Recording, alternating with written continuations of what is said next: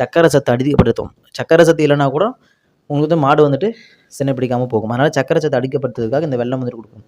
அடுத்தது 20லேருந்து அடுத்த 25வது நாள் ஓகேங்களா. அடுத்த 25வது நாள் அடுத்த 5 நாள் என்ன கொடுக்கணும் அப்படின்னா சுண்டல் வந்து கொடுக்கணும். கருப்பு சுண்டல். கருப்பு சுண்டல் தான் ரொம்ப பெட்டர். இது வந்துட்டு பார்த்தீங்கன்னா ஒரு 1/4 கிலோ இல்லை அந்த மாதிரி வந்துட்டு 200 கிராம் 300 கிராம் அந்த மாதிரி வந்துட்டு நீங்கள் கொடுக்கணும். ஓகேங்களா.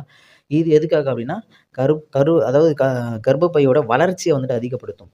நான் முதல்லயே சொல்லியிருக்கேன், கர்ப்பப்பை எந்த அளவுக்கு வளர்ந்துருக்கோ அப்போ தான் வந்துட்டு சினை நிற்கும். ஒரு கர்ப்பப்பை வளரல அப்படின்னா நீங்கள் எத்தனை வாட்டி ஊசி போட்டாலும் சினை நிற்காது. ஓகேங்களா.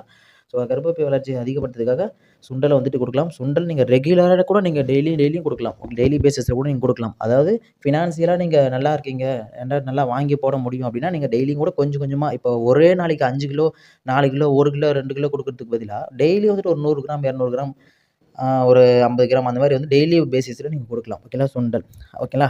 இது அவ்வளோதான். 25 நாள் கணக்கு வந்துடுச்சு.